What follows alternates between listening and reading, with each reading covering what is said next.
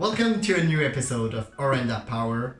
Wow, so many new things to talk about. New fish room, new apartment, new changes. You've came to the right time at the right place. Let's talk fish. So we have been searching for an apartment for a while, and finally we have found one. After that, there was only one thing to do, and it was to take some measurement to know exactly where we wanted the aquarium to be in this amazing new place.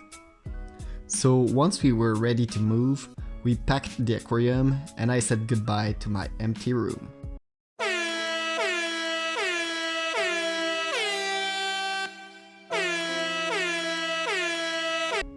After that, we did the big move, and it was pretty exciting, but also nerve-wracking.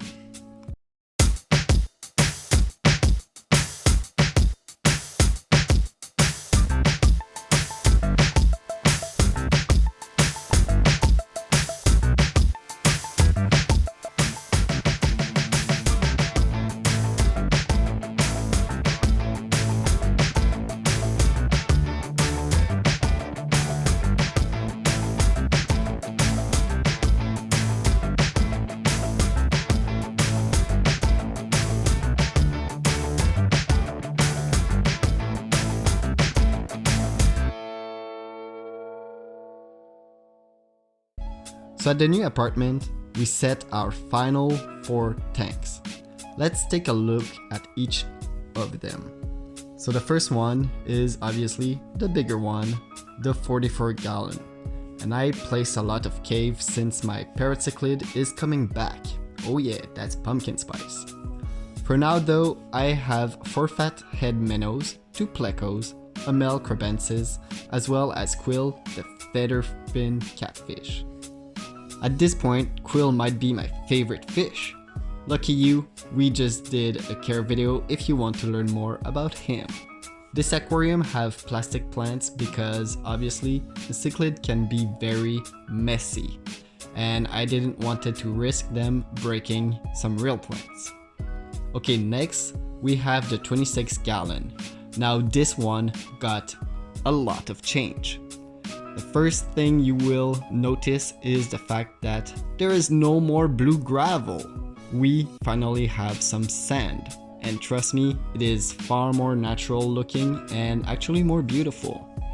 I also removed the background, so it is a uniform white given by the wall. Sadly, during the move, the pufferfish died, and this was very unfortunate, but it also really changed the scape of the aquarium as well as its fate. Right now, my night goby, Big Joe, is currently living with other fish, and he's more active. So his other tank mates are the 3 female guppies that I bought at Big Al's. We also have a female platy, a weird swordtail, as well as oddballs. I have great breeding plans for the live bearers. But where are the males? Okay, this one is my 30 gallon aquarium, and originally it was my cichlid tank. But what about now? Well, it's Sin City. My males guppies, they're crazy in there. They're breeding. And I have some of the adult that you already seen in other videos. I have some of my sub-adult that I've bred in the 5 gallon. And we also have some new younglings, and they are all sharing this planted aquarium with shrimps, cory cats, and a few misfits that might be rehomed soon. Since the fish are so small, I truly was able to make a beautiful display aquarium in the theme of Game of Thrones, with bridge, dragonstone, castle, you name it. Even the fish have some of Game of Thrones characters' name. So we have the blue shrimp called Walder Frey.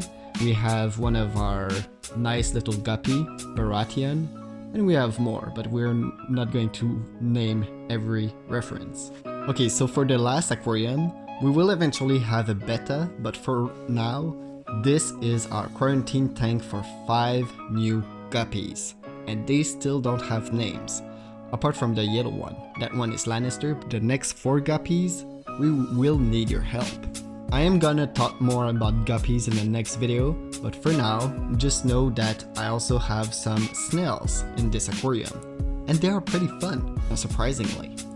Now originally they were supposed to be food for Poker, the figure 8 puffer, but since sadly he's gone, they're just there keeping the aquarium cycled. So at this point, I also have some bad news that I need to address. So some of my fish did not make the move, you know. So first, I have the regret to announce the death of Bonnie, my convict cichlid. She was at my local fish store being babysit at the time of the death. I do not blame the store at all for the loss, as they are taking good care babysitting Pumpkin Spice, Roose Bolton, and my Chinese algae eater, and both 3 fish were pretty healthy. Sometimes accident like that just happen. Speaking of accident, let's talk about other bad news. We also lost 2 rainbow fish. So the first one was during the surgery. I did my best, but I think the damage were simply too big and the fish too small. The second one died of unknown reason. I did a water test at my local fish store. My ammonia and nitrate were at 0 and the pH was at 7, so pretty much the same as it is at my original place. So I'm not sure really what happened, but I'm assuming it might only have been the stress of the move that got him, as the aquarium are still technically cycled. Now about that, when we did the move, I made sure that all my filters were still running in the buckets where we kept the fish, so I don't need to recycle any of my aquariums because technically the beneficial bacteria are still alive. And so that's how I've been able to move so quickly. We have so much more stuff to talk about, but yeah, the video is kind of getting long at this point. I'm going to do some videos about my guppies obviously, but we also have a care video planned for the shrimps. We also have the return of Pumpkin Spice, that's going to be pretty interesting, and many more. Please let us know if you want even more videos about any specific fish or about any specific aquarium. If you have any question, also leave them in the comment section. And I really hope everyone loved the setup we did. It is a very big change in my life, and I really want to thank Mimi, my girlfriend, for doing all the editing, the thumbnails, and for being so supportive of my hobby. So anyway, thank you guys. I will see you all in the next episode, but for now, like, comment, subscribe, and hey, watch another one of my videos.